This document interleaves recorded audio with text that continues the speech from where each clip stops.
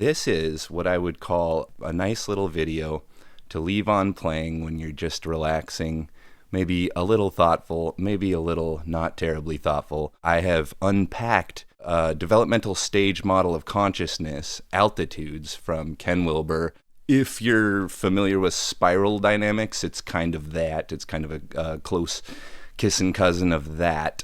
And if in the most likely case you are not at all familiar with that, I did do a 12-part series that explains each of these stages. It isn't fantastically entertaining to watch, but then you would get a really detailed, to the best of my ability, from the top of my head, excursion into what each and every one of these would mean from a historical context and what it would mean for you as an individual, just in your own character, in your own mind and habits, to recognize each of these altitudes as arising or existing or emanating from within various parts of your character, such as your personality or your sense of self or your worldview or your spiritual values or cognitive ability, your capacity for care and insight and understanding, worldviews. So it isn't one of those. It's kind of an attempt to smush all those together and recognize these really massive, what we could call memeplex patterns in human expression, the expressions of conscious people, and to just identify why a person does what a person does, what they think they are while they do a thing. So very, very general. And if you don't like generality, if you're not super into abstraction and placing things in categories and hierarchies, I will do my best to entertain you, but I might lose people because this is the sort of thing where I just love placing things in buckets. I love getting organized. I love having neat little categories that I can place things into, with the understanding that if the situation arises where you need to remove it from that category and place it in another one, it's totally open and free to do that. You just placed it in there for the time being. So this is altitudes. I hope that is an overly elaborate explanation of what that is and what I'm trying to do here. Now, I'm going to throw one more ingredient in, which is I take something bizarro. I'm going to start with some pop culture stuff. And in today's show, I would love to show you my Star Wars guys.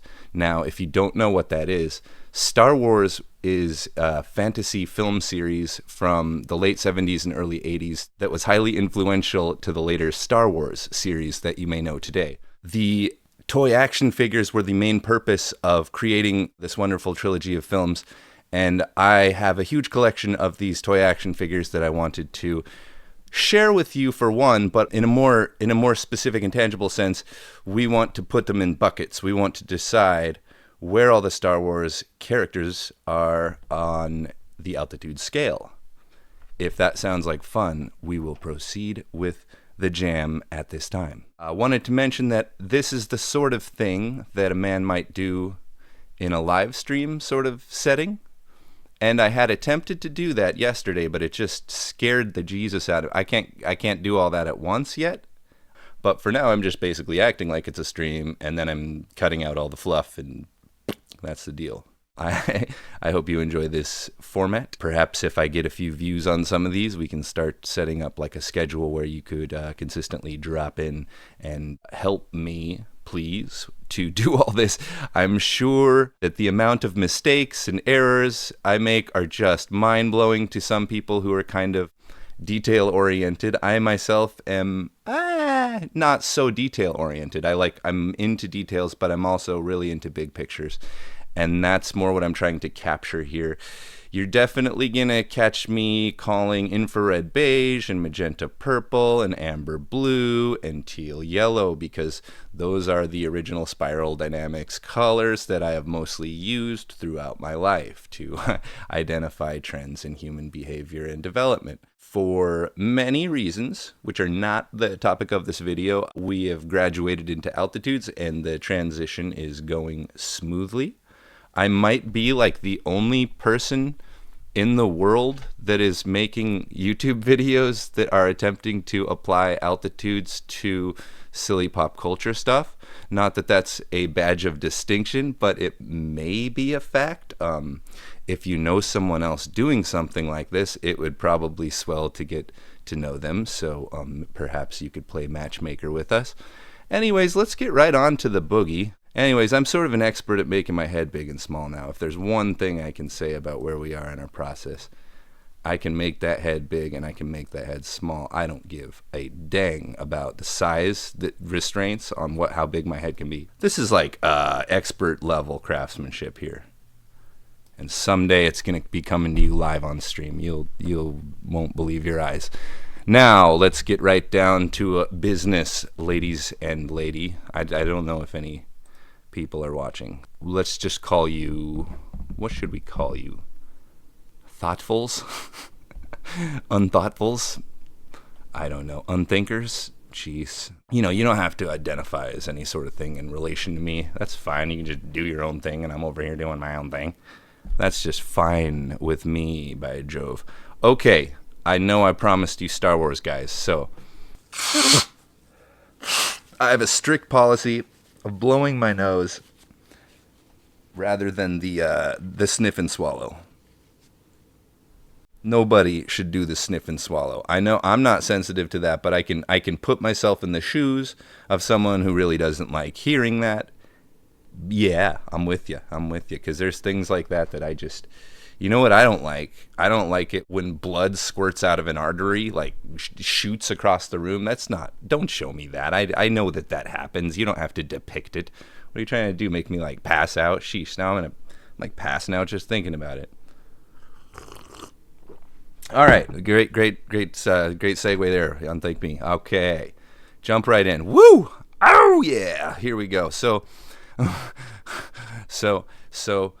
okay. Where does a man begin? With Yoda from The Empire Strikes Back. This is the recreation. This is Taiwanese. Man, you can't even see this dude. He's so in his packaging. He's deeply in his packaging there. And it's chubby. Let me get this big so you can really dig. That's a chubby ass mother. I remember this action figure fitting very smugly in my fingers. I mean snuggly. Now it sounds like snuggly. This is not snuggly, but it fit like the way that it holds. I would always like to carry around the Yoda. I would like to carry around the Yoda in the yard. And it would just kind of please me in the same way that having grass squishing between my toes would please me.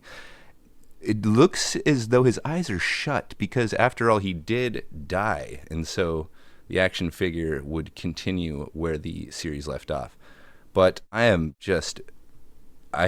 bushwhacked. I have beaten around that bush so hard that the bush ain't no bush. It's just a plotted dirt at this point. Beating around a plotted dirt. Yoda. Well, when we encounter him, he is seeming to be a magenta level or red level creature. This, I say, perhaps he could have come from an Ember civilization, but there's no evidence that Dagobah, the Dagobah system, whatever planet they are on, is a civilized planet. It seems... So, actually, let me backpedal a second here once again. So, it would seem... I'm just going to go with what is presented to me in saying that, like, in Star Wars, there aren't geological features. Like, the planets have no geology. It's just like, this planet's always a beach. And, like, this planet is Arabia forever. And this planet is Mexico. And the entire dang thing is. So I'm going to stick with that and say Dagobah is the entire planet, is a Class M swamp terrain with mosquitoes the size of watermelons. And Yoda would then be some sort of magenta level magician, sorcerer man with making stew in his little hut. As far as I know, we have no idea what the actual circumstances are that brought Yoda here to bear on the plot at hand. I know that they made like 15 or 16 of these movies, but I can't be bothered with all of that. I want to say that, of course, he would not be... that was an illusion, a preordained deception. Let us now get to the topic at hand. Yoda has the causal. This is, well, how can you say? One thing we can say about Yoda is that he is a mystic wizard. He can levitate very large objects with his mind. What all does he do? He sees ghosts, one can assume. He has telepathic abilities with Obi-Wan. He can raise a spaceship out of water.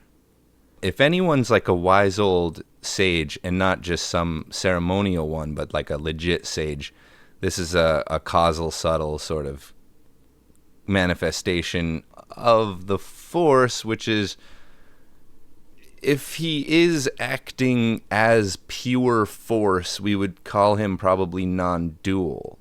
But really what we see more of is he's sort of more of like a bodhisattva in a way. He's sort of like a causal sage who comes back a lot to interact with people in a very tricky, playful, skillful means sort of manner. So it seems pretty safe to place him like here, sure.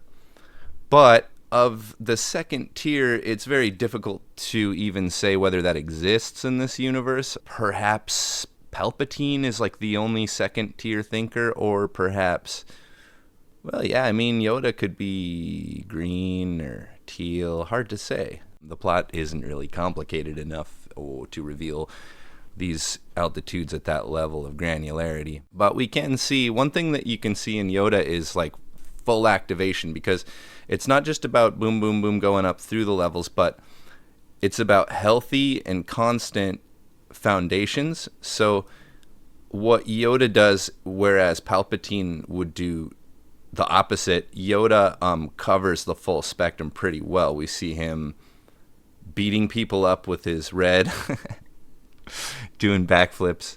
No, we see that in red he has a strong personality. He's able to bop two on the head. He's able to boss people around. He is capable of manipulation. He's capable of trickery. We see his magenta in like literally his lifestyle. He lives a magenta style of life on Dagobah. He's perfectly at peace with that, which is kind of a constant in the realm of mystical sages and kind of austere paths, which we can assume he's very much into that.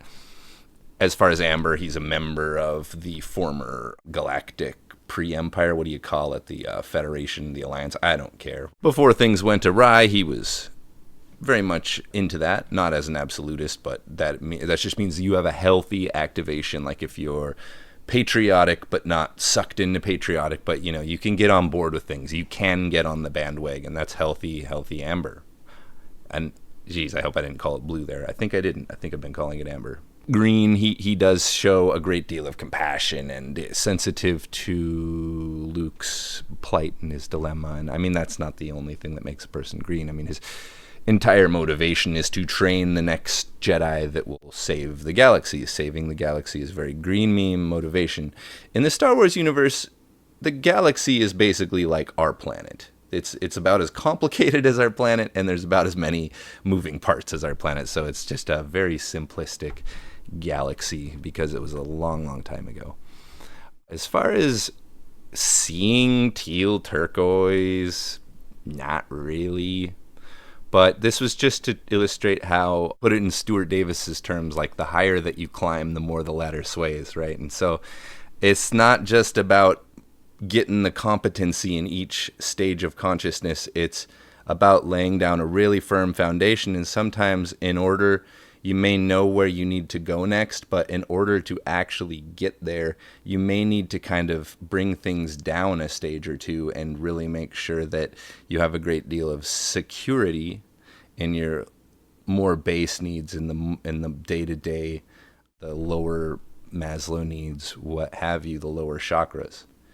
And without that foundation, any sort of higher emergence that you can produce has like a really relatively short shelf life. We do notice like there's a tendency for highly evolved, highly cognitively gifted people. They burn out. They burn out a lot, and the pressure is great, the anxiety is great, and yeah, I mean, mental illness is really common in really intelligent people, and almost like being really intelligent is like itself kind of a mental illness, because an illness is defined as like an aberration from the norm. So if you're in a like really high IQ bracket, you are not the norm, and so it's like a pre-trans fallacy, of course, but it appears like illness, and maybe it is in the way that it acts upon the world that averages around 100 on the IQ scale, which I think is actually not true anymore. So you fact check me on that.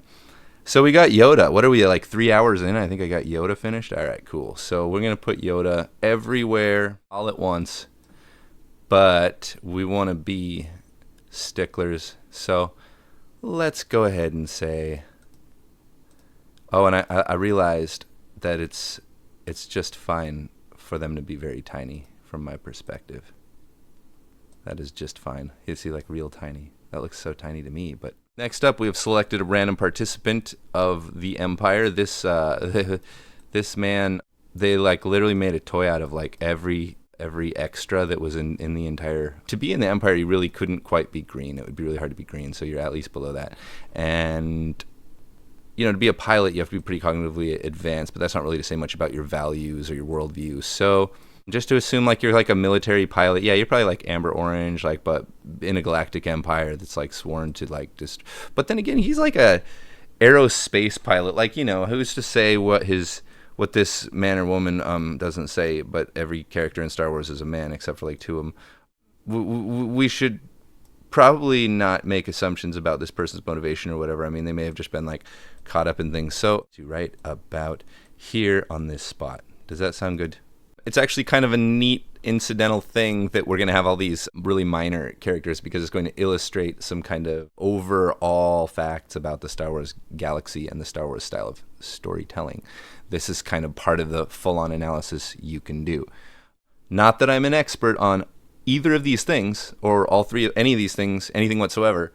Just want to do it. We are going to have a biker scout. These are the guys that ride on the speeder bikes on the planet Endor. Who knows? I guess they brought those along with them. They just knew that it would be like a great vehicle in this very dense forest terrain to have this extremely fast hovering vehicle that is going to explode on impact. The visual effects were absolutely terrible. Yeah, but that's a cool toy. They're such cool toys. Oh, Ghost Man. Once again, just like a TIE fighter pilot, this is a servant of the Galactic Empire, probably above average in ability, and so we just kind of place him somewhere around here.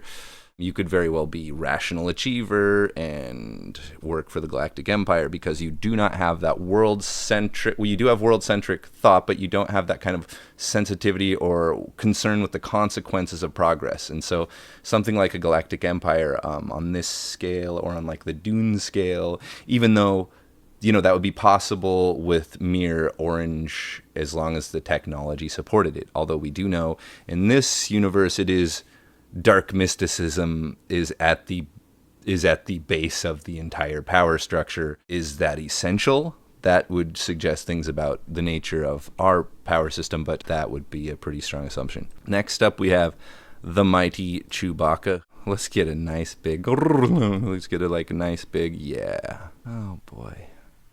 Yeah, but the toy's face completely fails to capture the truth. Although this character is a monster that they never subtitle, so we don't really know what's going through his mind.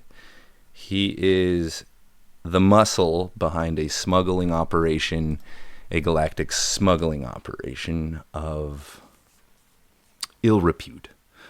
We would probably put that, this seems like sort of orange level criminality, as they are not going around victimizing and murdering people. They're more taking advantage of supply chain issues in a collapsing empire, galactic empire. Alrighty, so everybody's favorite. It used to center, but it don't anymore. Okay, whatever. Grouping them sucks, I'm starting to learn. Back in action. I'm by Jove, I'm gonna get through this thingy. You'll see.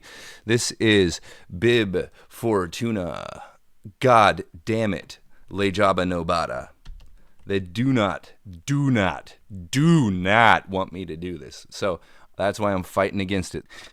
My God, that was such a fiasco. So Bib Fortuna, once again, what is he? He's the doorman? He's the it's like they have the muscular doorman, and then they have the doorman who's like gotta be the wits of the operation. So this guy's actually checking out like, wait, do we want this person here? But seriously, this asset hates staying in the picture, and I just can't explain to you the reason for it. Now I want naughty, honey, naughty. Snakehead, you belong. We know that you're an affiliate of a criminal network. I'm gonna call him Amber because I feel like just by looking at him, I kind of feel like he is a devotee of the whole Jabba's palace scene. Now, what am I basing this conclusion off of? Maybe it is that if you take his head only, in absentia of all other, what am I trying to say? All other things constant, if his head was sitting on like a daze, if his head was sitting here, he would kind of look like a little miniature white Jabba the Hutt, now wouldn't he? So what does this suggest? That he may have had some sort of prosthetic alteration to appear, at least when framed properly, he would appear more like his Lord and Savior. So that is how I justify placing him into the Amber Mythic Absolutist. And, if you were here with me right now, if you were down there in the comments, perhaps you could persuade me to put Bib Fortuna somewhere else on the altitudes scale, because that, my friends, is what this is all about in the first place. It's not just what I think. It's we want to get to the bottom of where my toys fit. All of my toys fit in this altitudes levels of consciousness structure. Next up, a character of great who requires one introduction, has one mission. He does work for Vader, yeah. That is the other scene with him in it. Okay, I've said too much. Boba Fett. And for some reason I couldn't find the mini, but here's the big ass one that you can take to camp with you and get stolen by Ethan, that little punk, and I'm gonna go and beat that kid's ass and take back my all my toys and my Nintendo games too. Crap, I have like 10 Nintendo games left. I can put those on the altitude scale too. It's really essential that we do this. You have to understand this is like this is the most important thing we could possibly be doing with our time right now. I can stand behind that statement 100%. You can go and be a merciless killer with not a flamethrower attached to something. What is the fire coming from, my friends? Boba Fett, where? Well, where? He's got to be an achiever. You don't get to be the most notorious bounty hunter in the galaxy with a slave one. You don't get there based on nuts and pickles. That is an orange meme. I can spot it.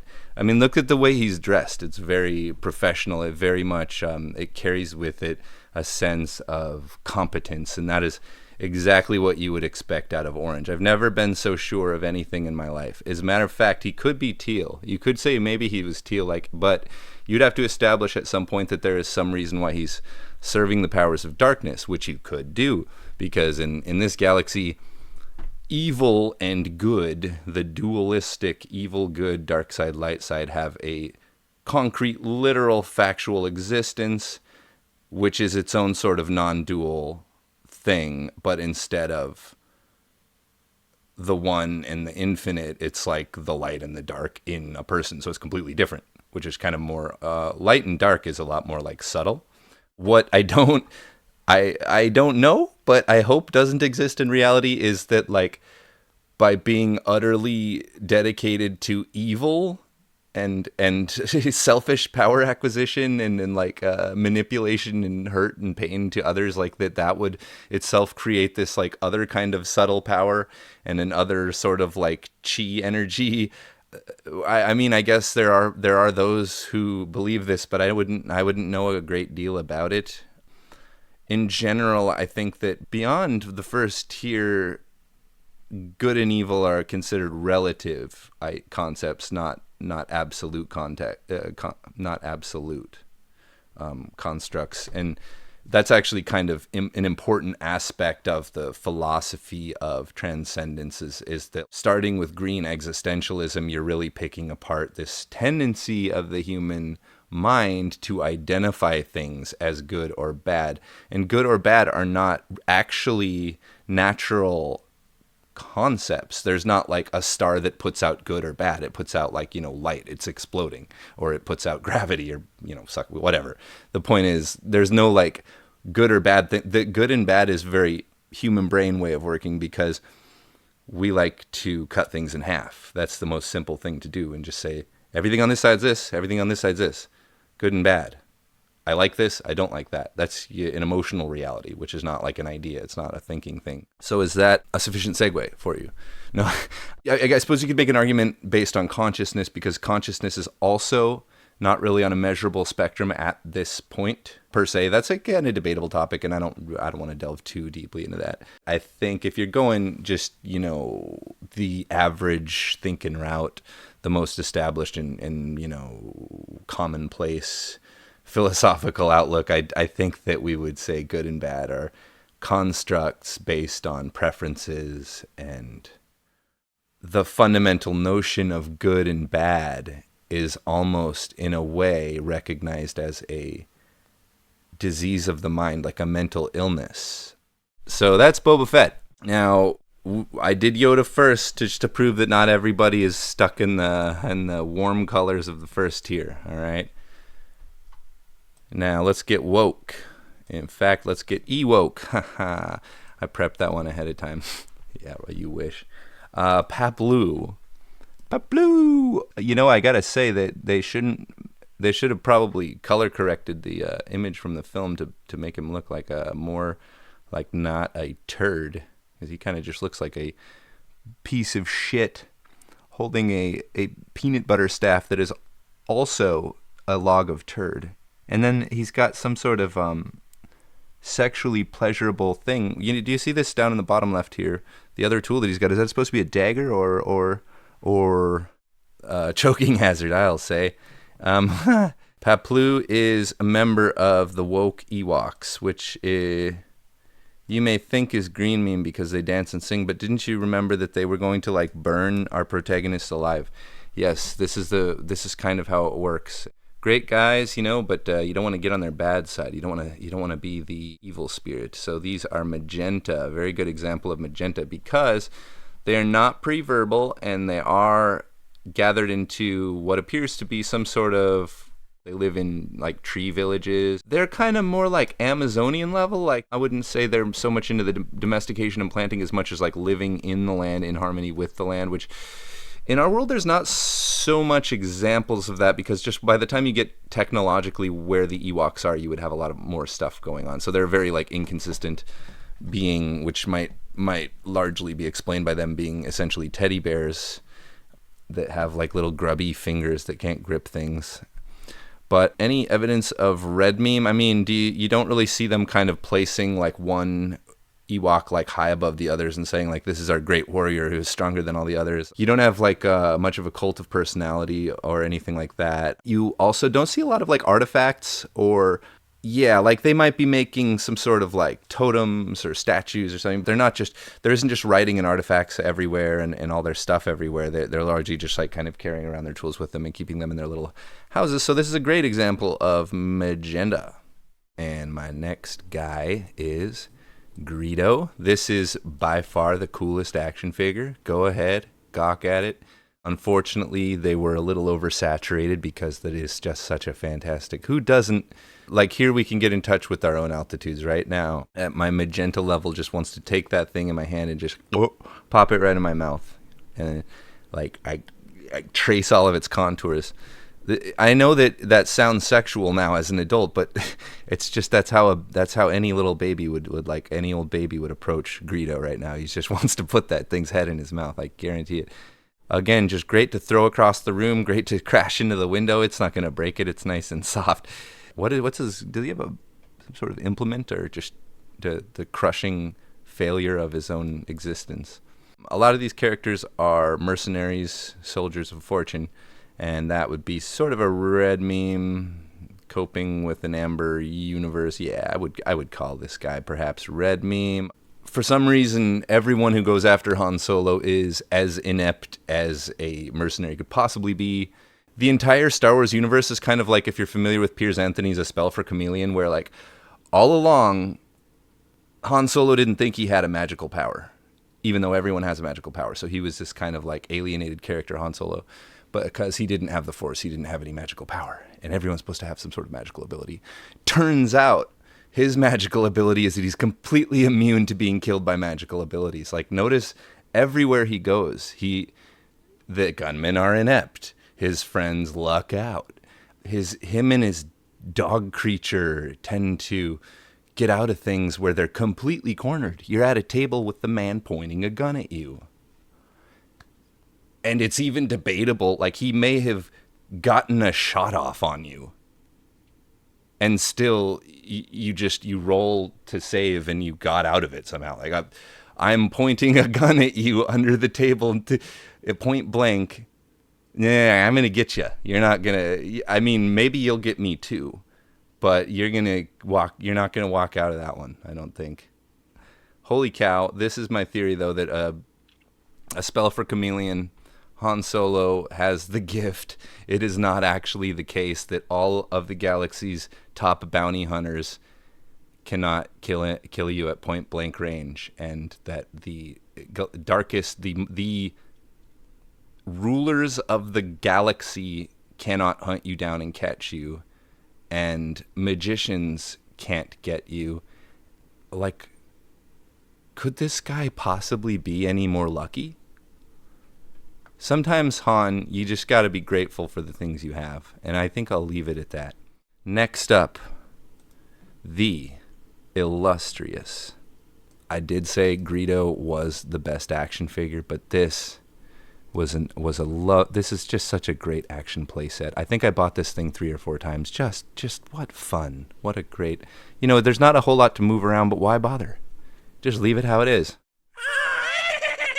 Jabba the Hutt is a criminal mastermind, a godfather, that sort of thing. Is he? I don't know. Maybe some sort of slaver, that sort of thing. We put him a kind of colonial sort of... And it's funny because, like, in this context, he's a criminal gangster, whatever. But, if there wasn't a galactic empire, he'd kind of be like the king of Tatooine, right? So we would put him kind of... I would suspect in the red meme, he's like the Al Capone. He's kind of like a red meme. Very... good at being red meme, which is bad from the perspective of virtually everyone else besides that red meme individual. Now, this dude may or may not have a material body, which will factor in. Having no material body would make him a subtle rainbow body.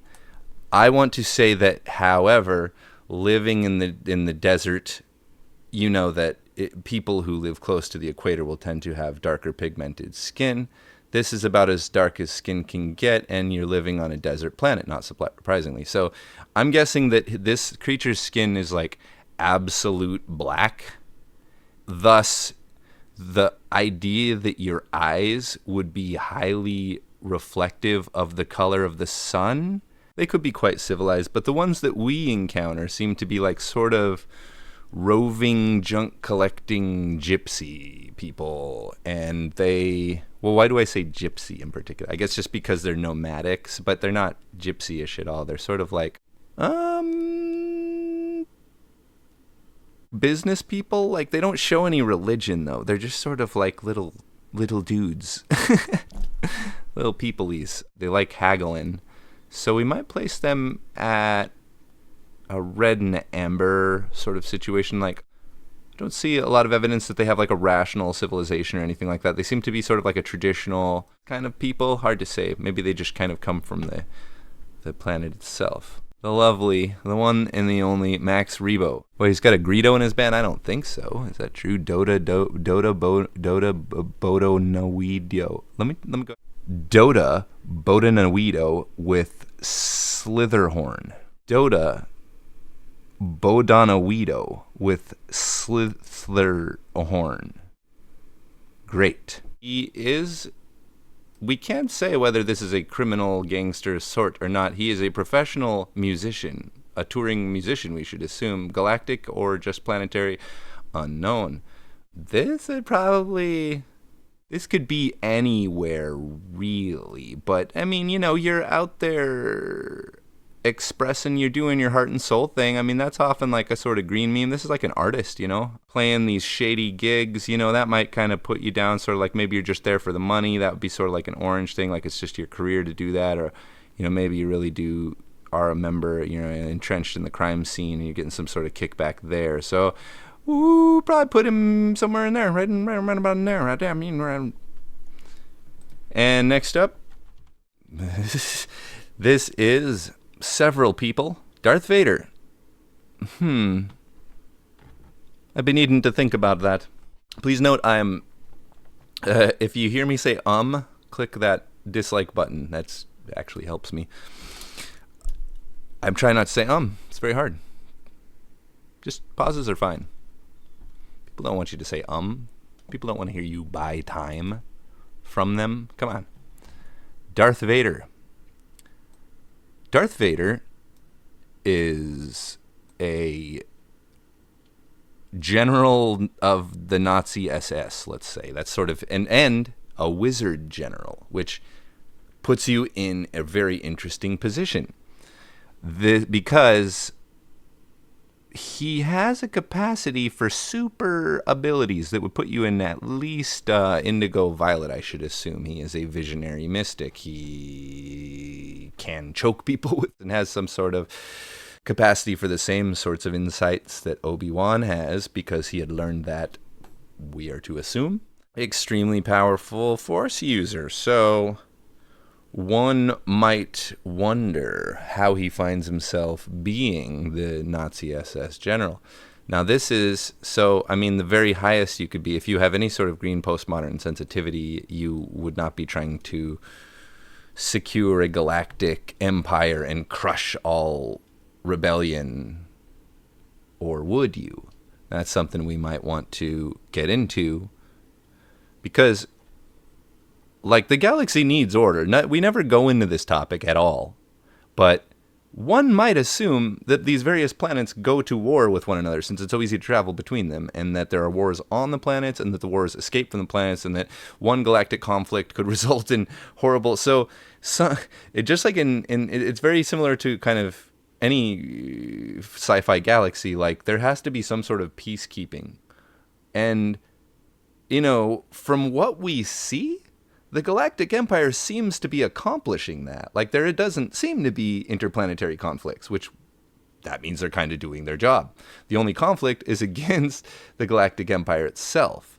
And we have seen nothing to establish that they're kind of like, they have like, that they're enslaving people, or that there's some kind of problem with them being in control of everything. I mean, they probably blow a lot of budget on their military. But it is essential to crush any rebellion that would form if you are the Galactic Peacekeeping Organization. And who knows what the roots of that conflict were. It could very well have been just an act of war that set them apart from the empire itself, which may have been depicted in the fourth and fifth and sixth movies. I don't really get what happened there. From Darth Vader's own perspective, we would have to assume, at least where we find him, he believes that the dark side of the Force is good to him. Whether that's a selfish, what kind of sense does it make to join the dark side of the Force. Unless you don't believe that it is just straight up, I sap your joy and energy from you and everyone else and fill the land with darkness and evil. Like, what? Who in the world, unless it's some sort of possession, like it's some sort of external like devil that takes you over, which I'm sure there's 25 books that say that happens in some continuum of something. But does Darth Vader ever do anything crazy evil? I mean, he blows up a planet, but that's the base, Alderaan, right? That's the base of the rebellion. That is a military move. It's basically Hiroshima. So, healthy orange, healthy amber, hard to say. I'm just saying, we have to work with what we've got here. So this guy's clearly a wizard. He clearly has third tier acumen, which may have been, it could be again that he's at like red meme stage of growing up consciousness and has also worked through horizontal or perpendicular or a line of development, in some way has perfected a mystical talent.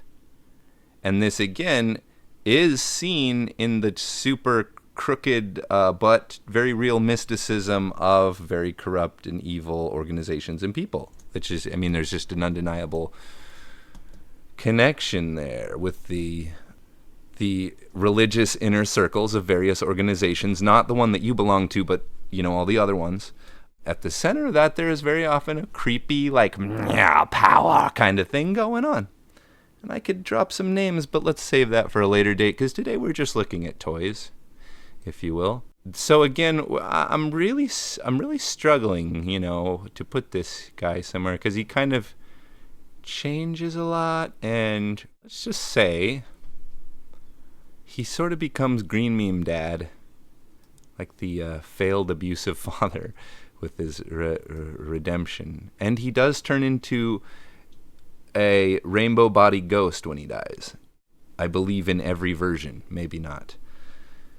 So I really gotta say, he's not non-dual. That's because unless the dark side, blah, blah, blah, you would really have to say right about like all of these, and maybe the deal with him. Like, here's how we could kind of diagnose this if we had to. Maybe the deal is, again, the rickety ladder.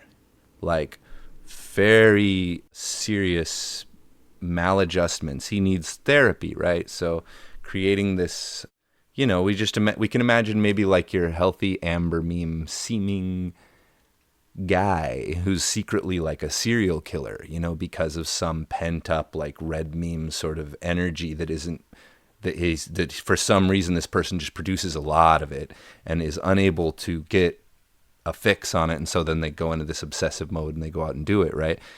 And sometimes these are like amber meme, people who believe in good, and it's weird. So I think we should assume that someone who's like going around like, but the thing is, he doesn't really do anything that isn't just sort of military, that isn't sort of the stuff you do in war. So maybe he is green meme. Maybe he just wants the galaxy to be secure.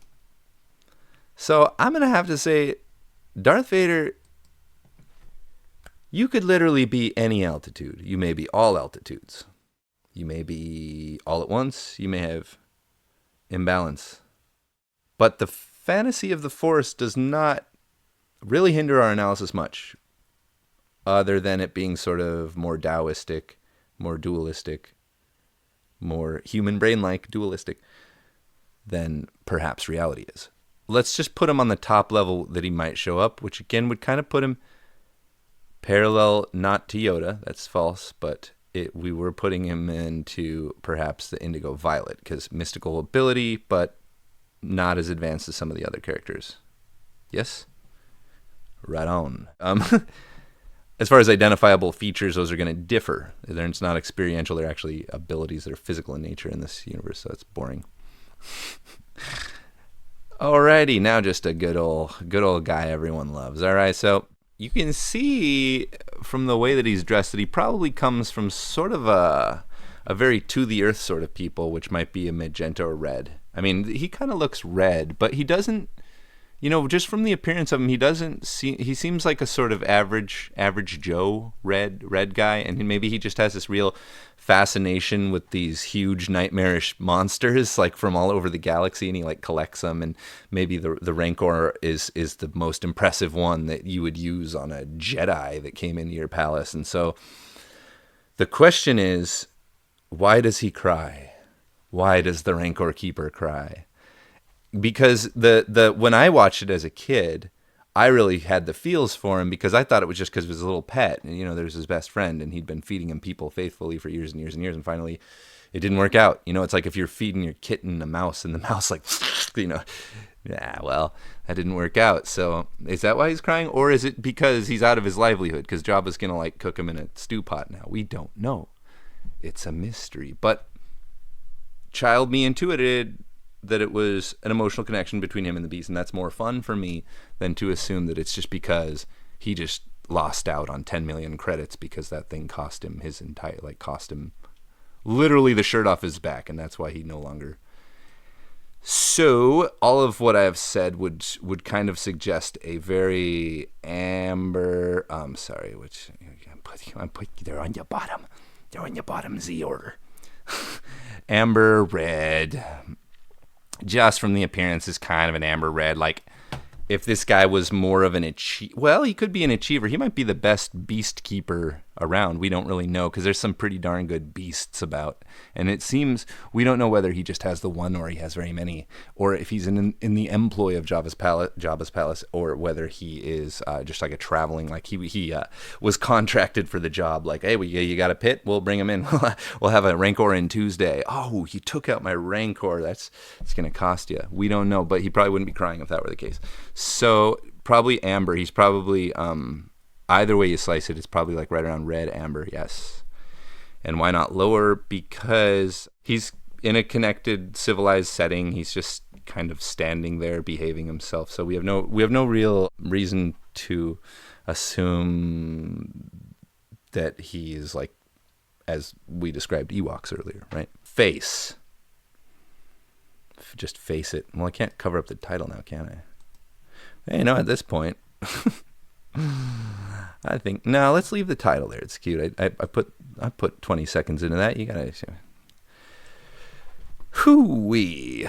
This is a good long one. This is what I was trying to do. And make a good long one where I just don't give a shit. That's my goal. It's just like being here, present with you, not giving a shit. And I know I'm like, part of the rules is like you're not supposed to like directly tell the camera that is supposed to be your audience exactly what's going on in your head while you're talking. Take your rules and like shove them up your ass. This is something different. This is something a little bit different than everything else. It has value in my life as an example of something that isn't another example of a thing that I've seen a billion times before, even if it sucks. So that's what I'm all about. And right now, my fucking goal is to just kind of loosen up. And so take a thing that you really want to talk about, altitudes, Ken Wilber altitudes, and then take a thing that you know a thing or two about, not like an expert. I don't tend to expert. It's not my jam. I like to get like in the 6 on a 10 scale level of knowledge, and then I just kind of want to go explore somewhere else. I kind of like that. I like big picture. So hit that like and subscribe so that you will be capable of finding my videos if you search for them. What a load I got for you, hey? Right? Next up on the old biddy. Next up, we're gonna do Han Solo. This is sort of one of those stock characters where, what is the arc of this character? Self-interested, like Red Meme, Wild West kind of character who's been caught up in some ill dealings, but we can kind of assume that that's just a matter of his standing in an unjust world. That's the green meme sensitivity that we will afford Han Solo. He, as a sort of chaotic neutral to chaotic good aligned character. That would sort of place him not in amber, right? And then also not red. You might assume red right from the get-go, but as we go along, we kind of find him to be more orange. He's more motivated by profit than anything else. And he kind of wants, we have the assumption he just wants to be able to afford the ship that he has and the lifestyle that he has without being killed. And so it seems like he's largely working around the Empire in his operation. Sort of, again, a criminal, a gangster sort, works with gangsters. So orange meme at best, but we do see him at his best.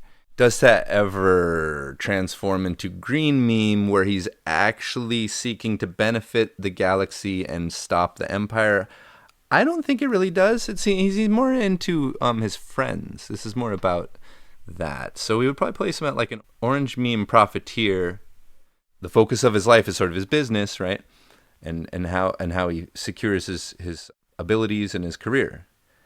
And we see actually a transformation of the lower energies, that amber meme, that friendship, that being a part of a group, like not a tribe, but the good guys being in the rebel alliance. That's sort of the arc that he has as a growth outward. So maybe the way to depict that is make it bigger so that it fits into both of those. And I notice when I'm doing this, what exactly is at the altitude? Is it the head? Is it the center point? We're being pretty loose right now because I'm just kind of like, just being loose. But I was originally doing the head. I think I'm trying to do the center point more now. Again, remember, these are not boom, rigid. They go up and down as my mood changes, as I'm exposed to new ideas, as I try out and experiment with things.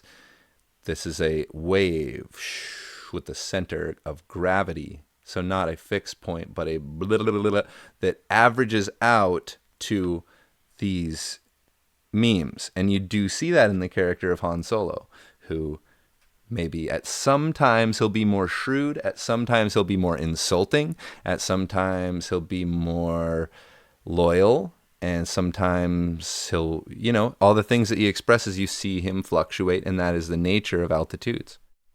Dude. Next up, everybody's favorite dude, or if not, it should be Nien Nunb. I look just like him. I look like him. Nien Nunb is a member of the Rebel Alliance who is higher up in the hierarchy. Would say orange meme good? Maybe? Don't know.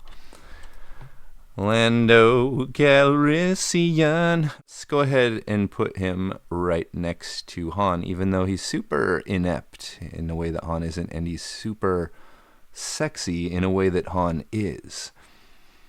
Is there anything, there's the big he betrayed his friends, but Han would have done the same thing last week. It's a back and forth sort of bro thing they have that is clearly established.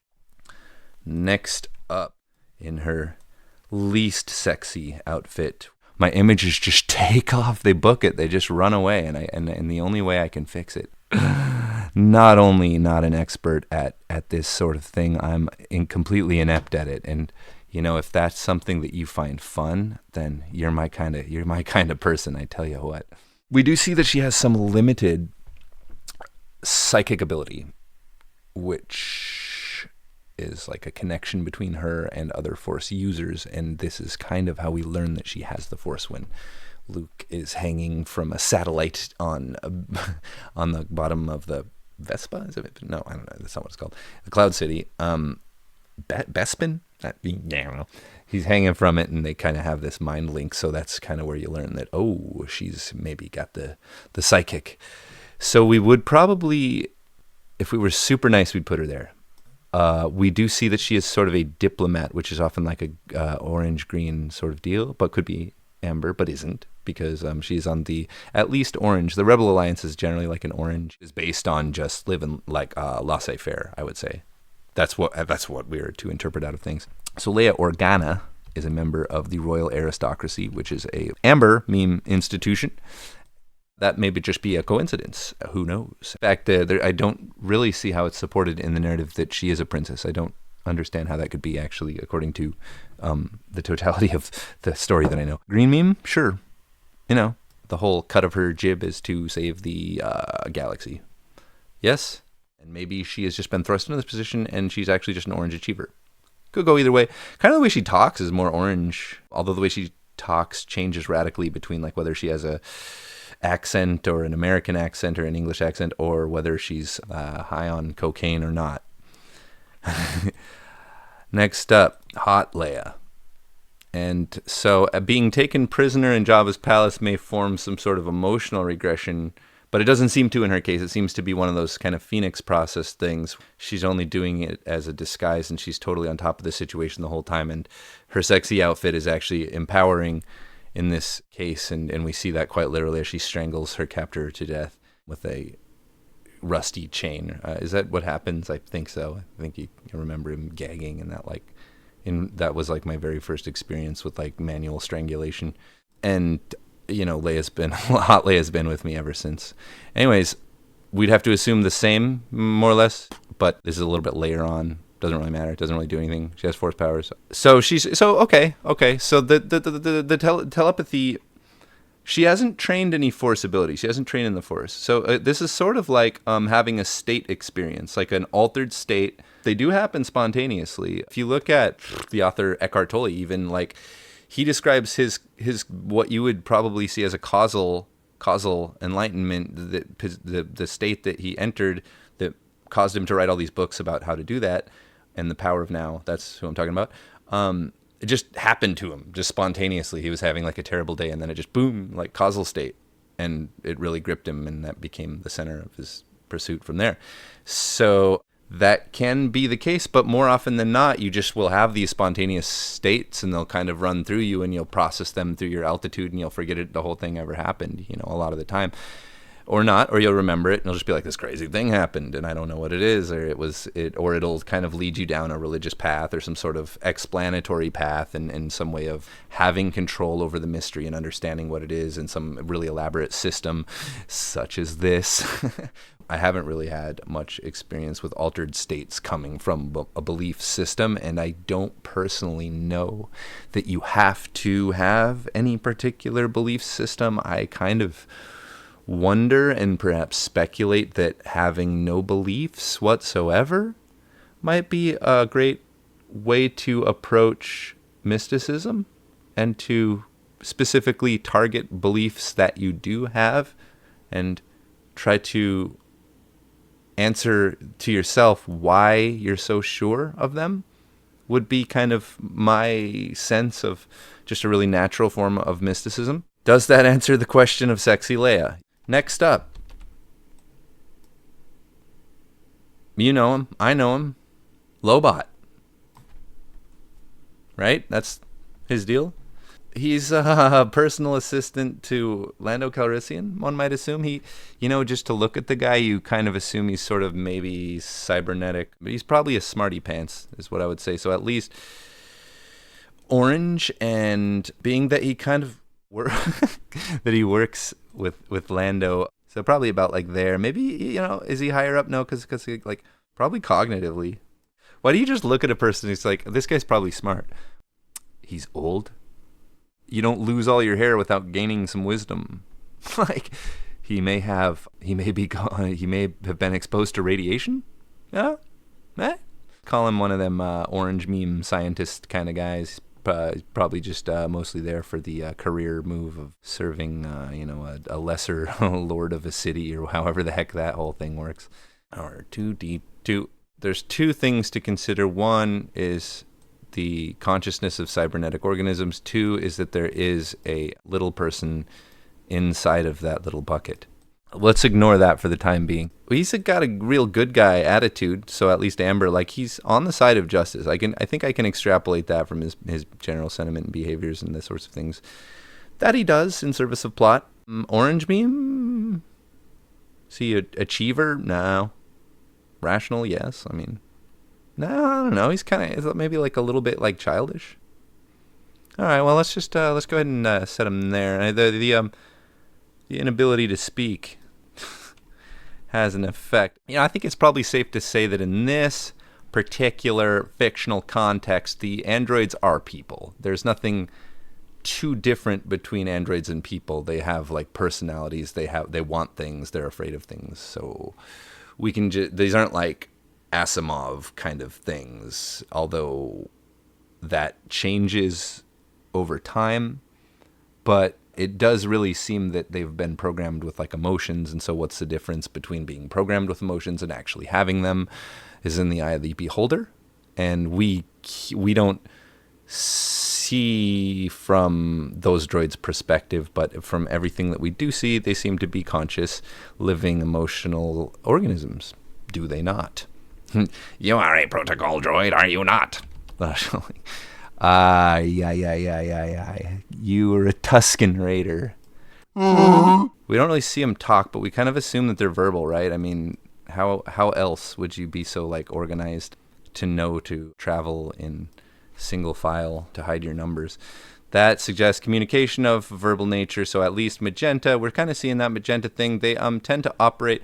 So to put a difference between magenta and red, you'd probably have like areas that would be recognized settlements of Tusken Raiders. We see them as more like nomadic bandits, sort of. Actually, that would be that. Yeah, I think that if you're doing banditry, like organized banditry, that's kind of more red.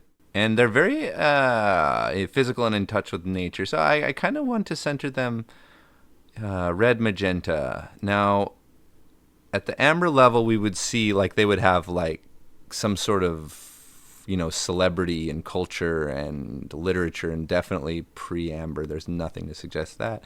But at the red meme, we would be seeing a lot more written stuff, a lot more artifacts. So I want to say maybe, you know, magenta into red, there's some sort of civilization going on, and it is organized, and they do have culture and behaviors, but it does. I doubt that there's like Tusken Raider heroes and legends. It just doesn't seem very likely, although maybe that's just my own privilege talking. Obi-Wan, real name, no gimmick, Ben Kenobi. Oh, don't you just want to chew on his little vinyl cape there? Oh boy. Now, so you want to go straight to the Force and the mysticism here. So, but to start with, you know, being an advanced Jedi, but a recluse, a wise old recluse, is he motivated by a desire to do good in the galaxy?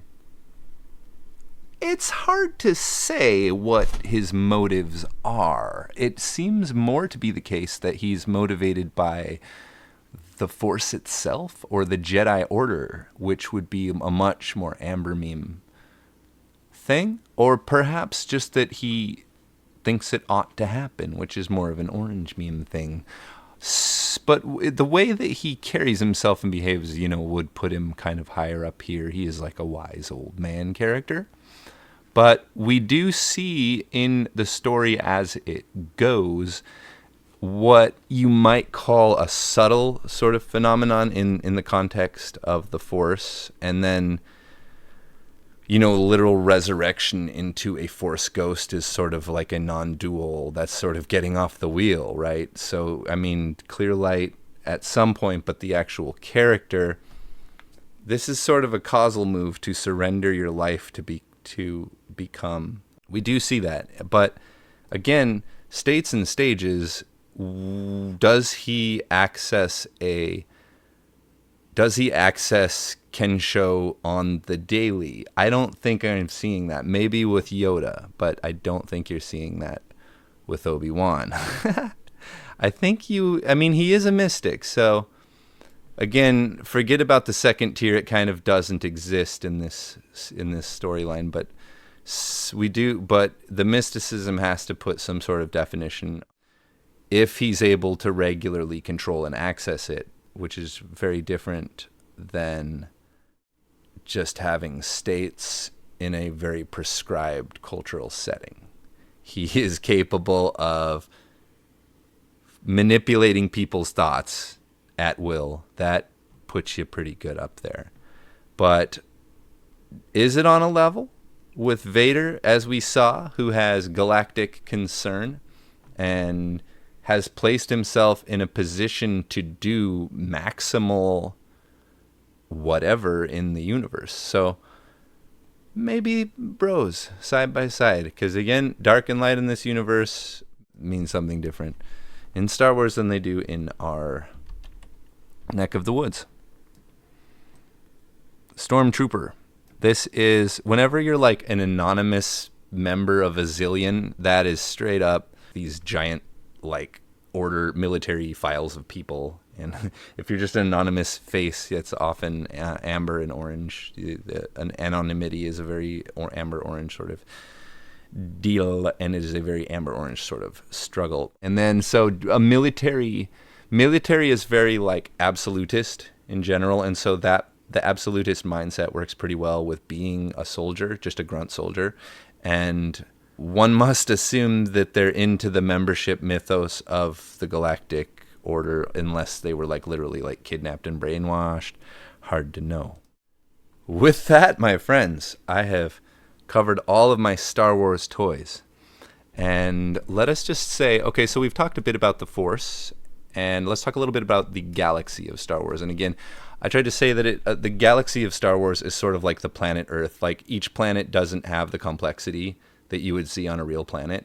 And this is pretty common in like galactic fiction. Like every planet has like one biome that it specializes in. And this is just for the ease of storytelling. Like that Hoth doesn't have like deserts all over, and you're actually just on the North Pole of Hoth hiding, which would actually make tons of sense, wouldn't it? Because if the whole planet's ice, it's probably a mostly uninhabitable world, which, you wouldn't be able to breathe the air now, would you, on every freaking planet? But yeah, lots of oxygen on planets, or maybe people have like special lung augmentations that we're unaware of. However, let's look at the spread here. Notice that that it's almost entirely just this one line right down the middle, and this is actually very similar to reality. Now note that we're taking kind of important, the characters that are going to be action figures are important characters in the struggle of the galaxy of Star Wars. So these are not just any old Joe for the most part. These are like people who had some sort of role in really significant events. So even if there is like a full spectrum galaxy, we're seeing one particular segment of it. Star Wars is sort of like World War II in space, so like a World War II serial in space. World War II is an amber orange event that could only happen in a world-centric world, a world that's like fully connected and capable of influencing one another. And it can only happen when like a really significant element of red meme, as you see in the rise of fascism and the later communism, where red meme really becomes devastatingly powerful because of using the technologies developed by orange and green. Probably the most important lesson that a person could take away from World War II, whether in space or in our neck of the woods, as I like to say so much. So it's an orange amber event, lots of patriotism getting in the way of simply like conquering a really malevolent national or planetary force or political force. The galactic empire is a red and amber. Like the empire is where you're getting to the amber point of needing to actually organize and make boundaries that are clear on a very large level, like that covers the whole map that you know of. So you're getting real big, and it's going to require a lot of brutality to keep those borders. And so that's how empires roll. They have a really big piece of land, and everyone's goal is just to keep it under the same ruler and the same leadership. That's the Galactic Empire. It would probably self-style itself, right? The People's Galactic Republic, but that would be too realistic. Instead, it just is like, we're the evil empire of darkness. And what do they do that's so evil other than, military objectives? We don't know. That is left to the imagination, unlike in World War II. So there's sort of a dichotomy between the World War II in space that you see in the horizontal band in the warm colors, with only incidental magenta, and largely red is sort of incidental as well. They're not the big players in the plot. And then you have these weird, like mystical, like boing, you look up there into this mystical stuff. The mystics are not themselves like what mystics are like in real life. I guess they're not usually like the president of a country is not like one of the great mystical leaders, or that's usually all that they do. They're just a mystic, right? Like a Jedi would just be a Jedi, not like the emperor of the galaxy or like the leader of an army or, you know, some political figure. That pretty good diversification, if I do say so myself. So I'm going to do several of these. Some people like this sort of thing. I'll keep doing this sort of thing to the extent that it's working. You dig? That's that's how you do anything, right? If you are digging it, if you're having fun, if you're staying up late, go ahead and let me know anything you'd like me to pick apart the altitudes of. Anything at all. Anything that would make sense. So that's about all for me for today. It's hard to say goodbye.